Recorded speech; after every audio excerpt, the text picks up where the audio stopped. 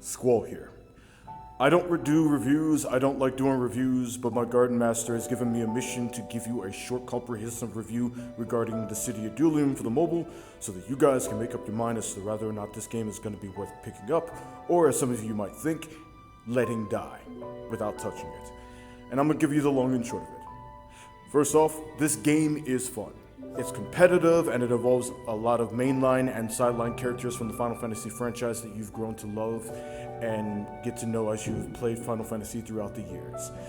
There are movesets that are unique to each character, but there are also moves that you can use and match with characters so that you can get some kind of edge with regards to your battle style.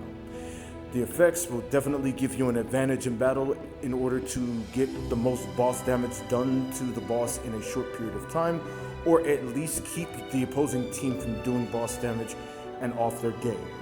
The goal is to beat the boss first, and it is very fun working as a team of 3 to do that while keeping the opposing team from having to succeed in their endeavors.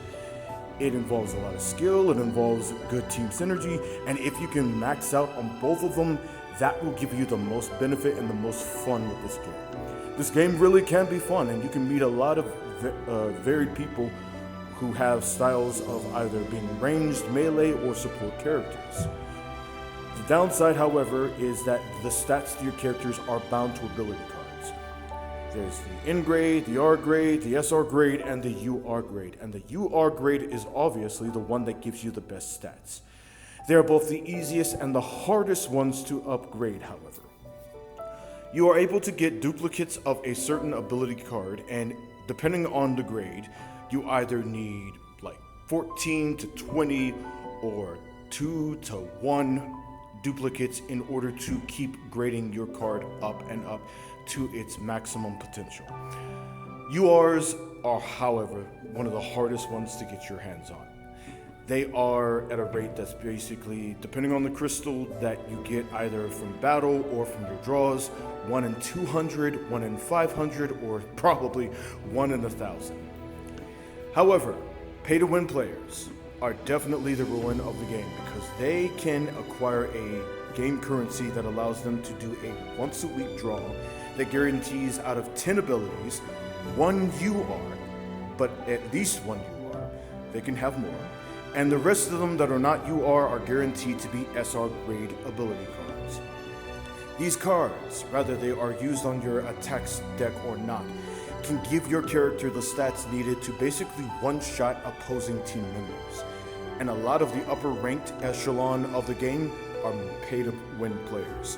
They can one-shot your character with certain abilities that do even medium damage, which is annoying, frustrating, and freaking just sucks.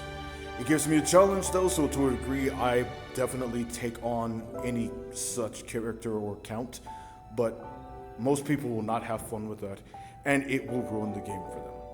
It is also true that pay-to-win players have the ability to get a pass that grants them triple the rate of growth eggs in order to level up their abilities. Growth eggs are required to level up your ability cards, be they rare grade and up, and the more upgraded your ability card, no matter the grade is, the more growth eggs is required in order to level it up. So pay-to-win players will definitely be able to bring out the max potential of their cards before any other free-to-play player can. Which basically means free-to-play, the rate of growth for your account and your characters will be much slower than pay-to-win. It sucks, and even I don't like it. But I'm the kind of guy who, against all odds, will still fight with the intent to win, which makes the game even more fun for me. However, for everyone else, you have to decide for yourself whether or not that's a factor that's going to ruin the experience for you, or whether or not that's something you still might be interested in touching up on and actually picking up the game to play. Again, I will say this game is fun. It can even be addicting.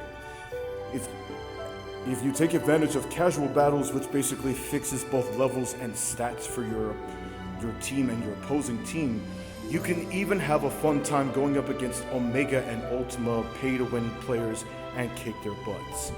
However, with regards to the rewards for the seasons, because every season there is a reward line, that will basically not really get much for you in casual battles. But if you want to have fun, if fun is the goal, casual is the way to go. But challenge yourself with ranked, no doubt.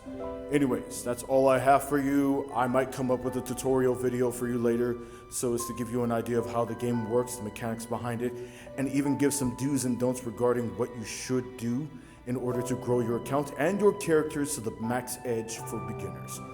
Until then, however, whatever.